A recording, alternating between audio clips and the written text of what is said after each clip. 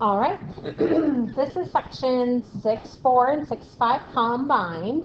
We're going to talk about rhombuses, rectangles, and squares. So let's first talk about a rhombus. So I want you guys to write this definition down.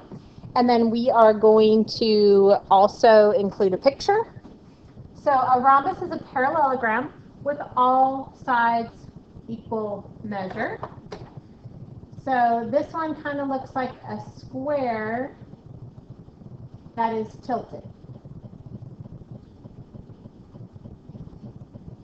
And all four sides are congruent. A rectangle is a parallelogram with all angles the same measure. So that looks like this, a parallelogram. But we know that a quadrilateral has a total sum of 360. If we divvy that up amongst these four corners, then we get a 90-degree angle in each corner, and they are all equal. And then lastly, but not leastly, a parallelogram combines those two items. A square combines those two items. It's a parallelogram with all sides congruent.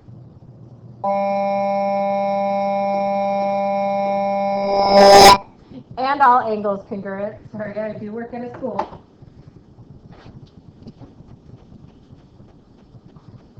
And then if we look at their relationship, rhombuses, squares, and rectangles all get to be called parallelograms. So they're all under the parallelogram umbrella. So if we were to, we could draw a cute little umbrella. So parallelograms are rhombuses. Rhombuses, if you're a square, you are also a rhombus. If you're a rhombus, you're also a parallelogram. If you're a rectangle, you're also a parallelogram. And if you're a square, you're not only a rhombus, you're also a rectangle, you're also a parallelogram.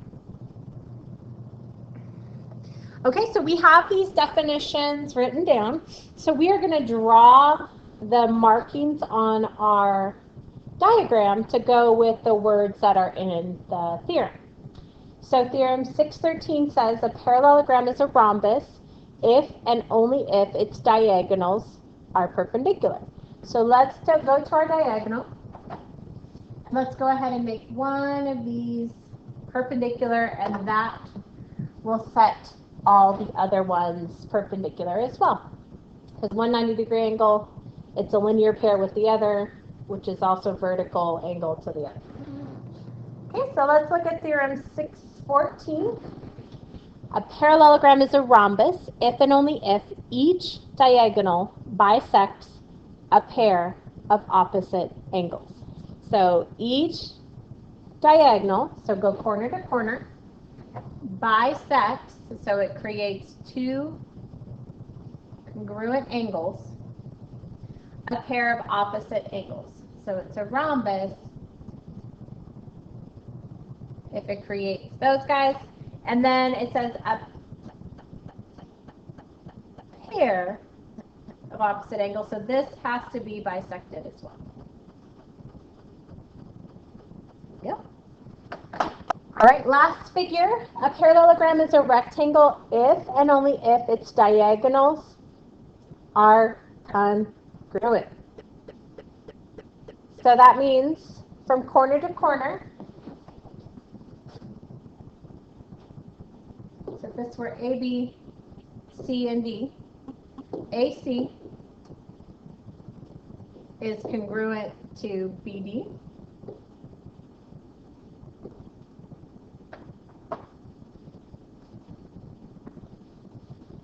So the diagonals are congruent.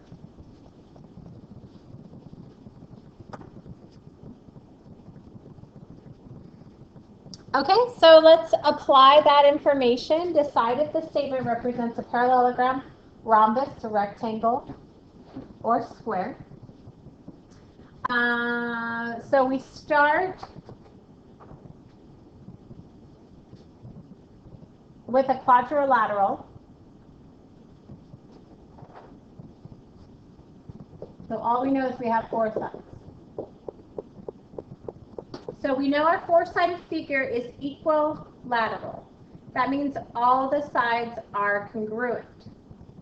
Do we get to be a parallelogram, rhombus, rectangle, or square? So in this case, if we're equilateral, we definitely know that is rhombus.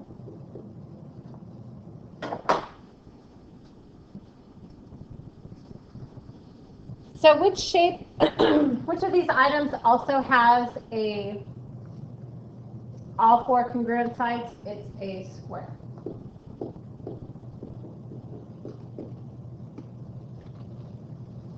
So let's look, opposite sides are congruent.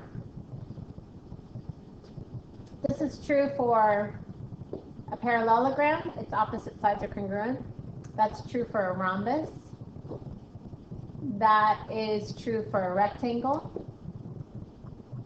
And that's true for a square. So this is all 4. The diagonals bisect each other. Well, we know that's definitely true for a parallelogram.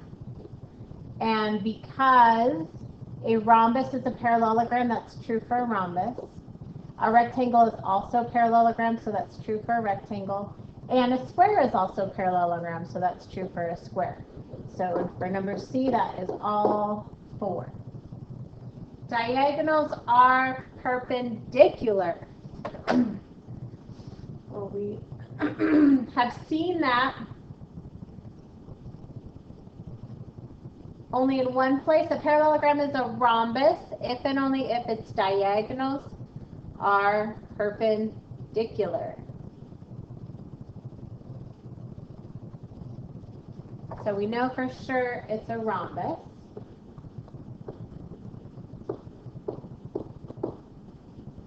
And a square is also a rhombus, so a square gets to be in the show here.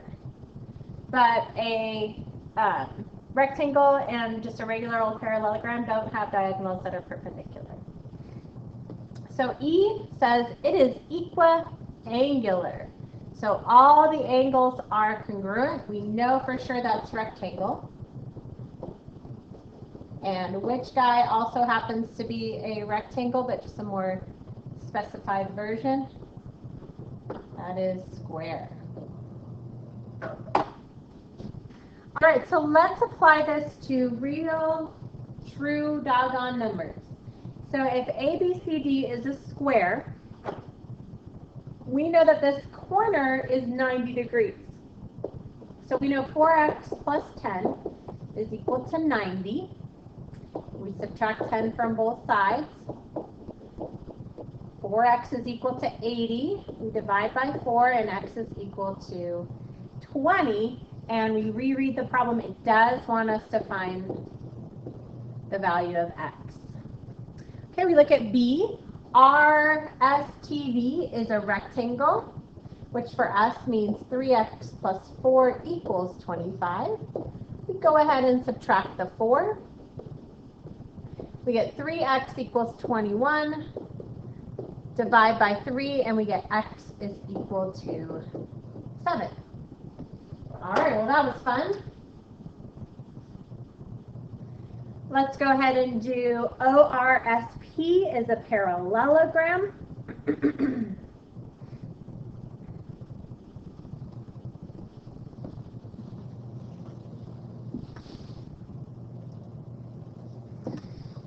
And 36 represents the distance from here to here, and 11 squared, or x squared plus 11 represents the distance from the center to O. So we know that diagonals bisect each other for a parallelogram, so we're going to go 36 is equal to x squared plus 11. Go ahead and subtract that 11 from both sides. X squared is equal to 25.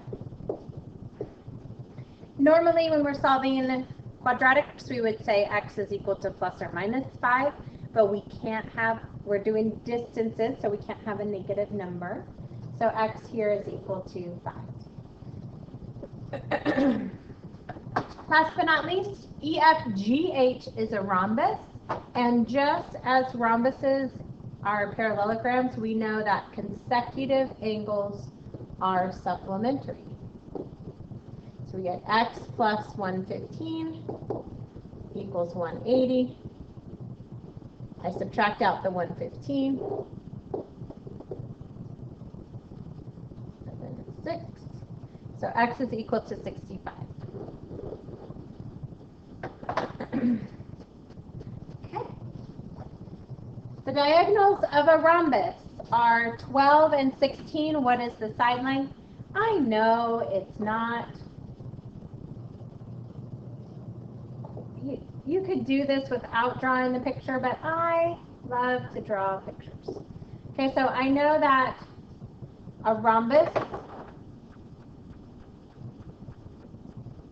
has diagonals. The shorter one is 12, and the longer one is 16.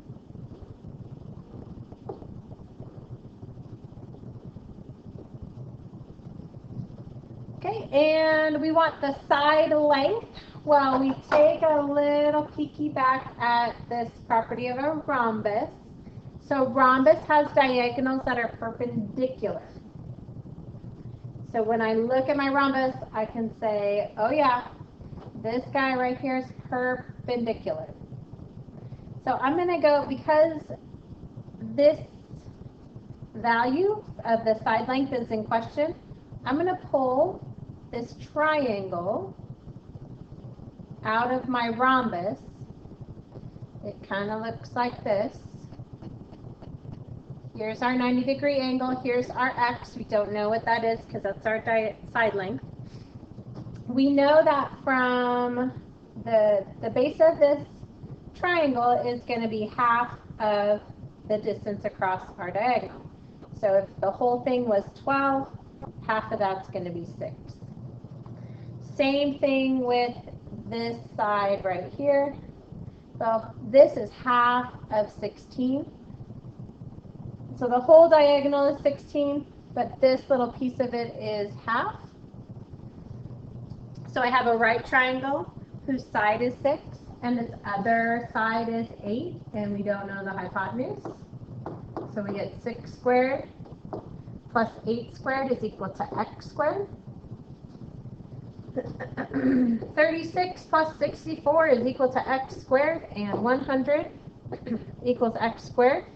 So the square root of 100 is 10, and our side length is 10.